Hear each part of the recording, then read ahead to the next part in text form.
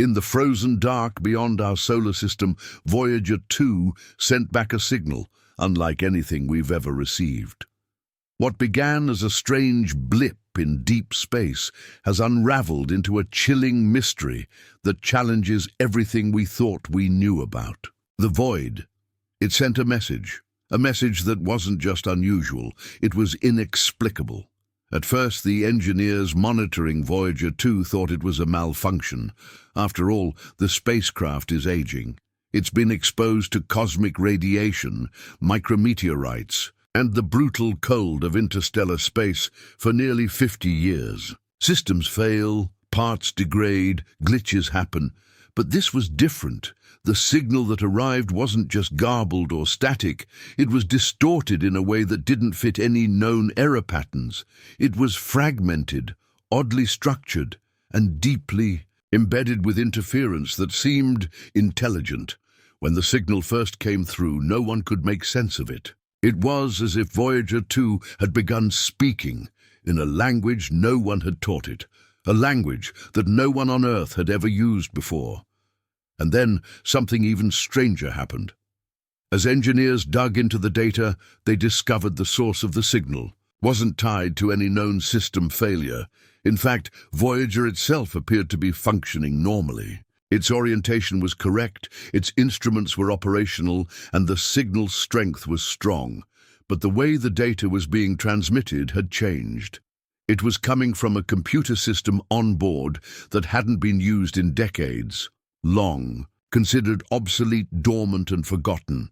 This wasn't just a rerouting error, it was a conscious choice, as if the spacecraft had selected a different path to speak through. But who, or what, had made that choice? For nearly 5 decades, Voyager 2 had followed commands exactly, executing its programming with robotic precision. It never deviated, never thought on its own. But this sudden switch was completely uncommanded, and no signal from Earth had instructed it to behave this way. The spacecraft had rerouted its primary communications channel through an old, unused subsystem, one that shouldn't even be capable of handling complex telemetry anymore. That alone was unsettling.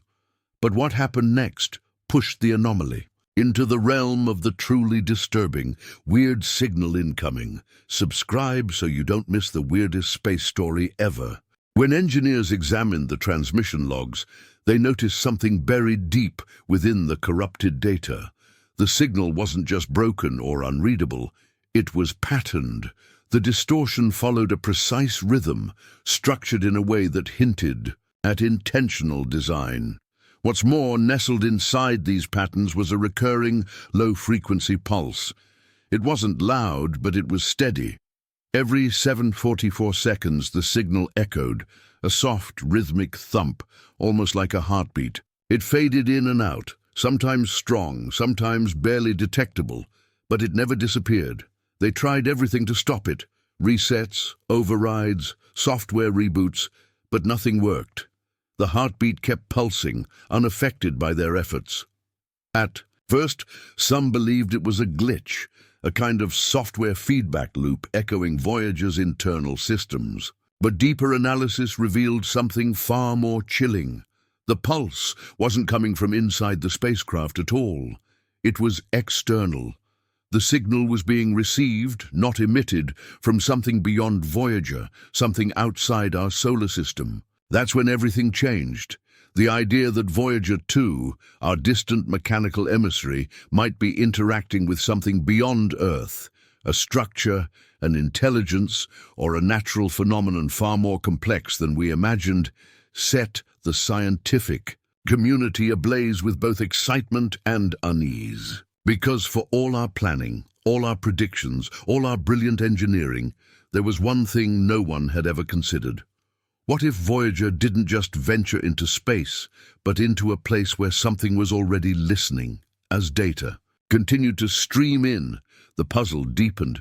This wasn't just interference, it wasn't just space dust, magnetic storms, or cosmic coincidence.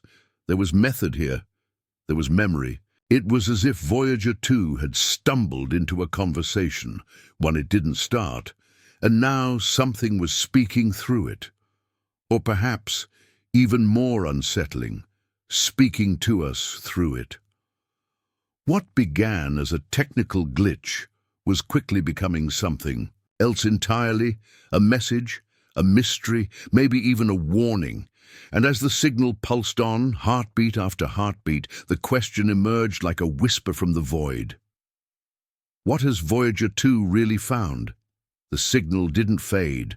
It stayed, constant and unwavering, like a quiet knock on a door no one remembered building.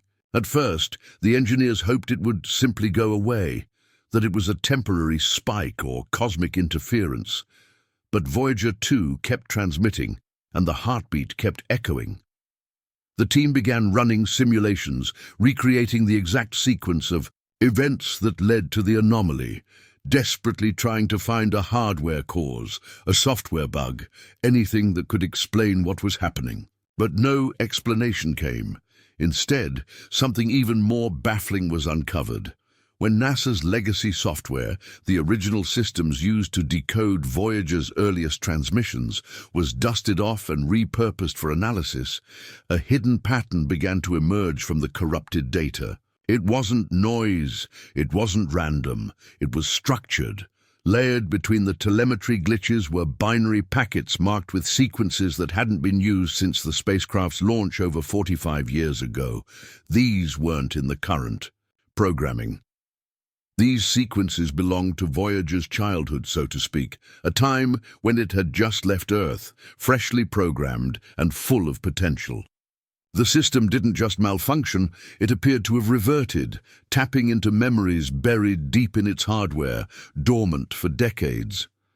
But that wasn't the most disturbing discovery. Embedded within those binary patterns were strange markers, geometric signals, repeating hexagonal formations, visualized by researchers as digital crop circles, recursive, fractal-like shapes that echoed patterns found in nature, beehives, snowflakes, even Saturn's own polar vortex, but never before seen in machine language. No one had programmed Voyager to send this. No system on Earth recognized the markers. And yet, there they were, woven into the transmission like fingerprints left in static. More unnerving still was the timing. The data packets were tagged with timestamps.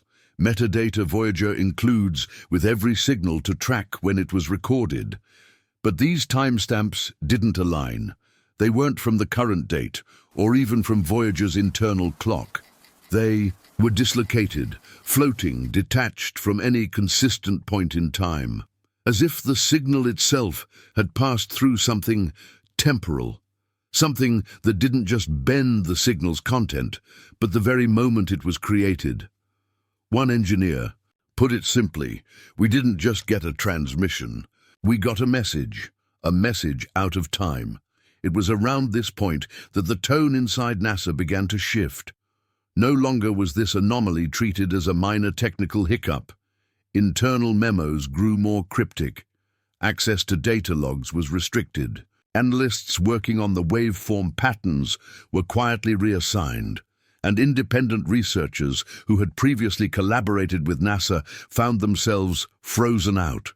Some even received formal cease and desist notices instructing them to halt, all work related to Voyager's latest signal.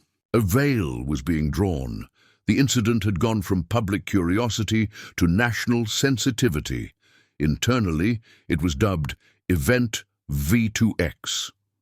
While the official word was that the issue had been resolved, that engineers had successfully rerouted Voyager's signal back through the proper channels, those who had seen the raw data knew better, because in the hours following the reroute, before the new firewalls were set in place, one last fragment of data slipped through.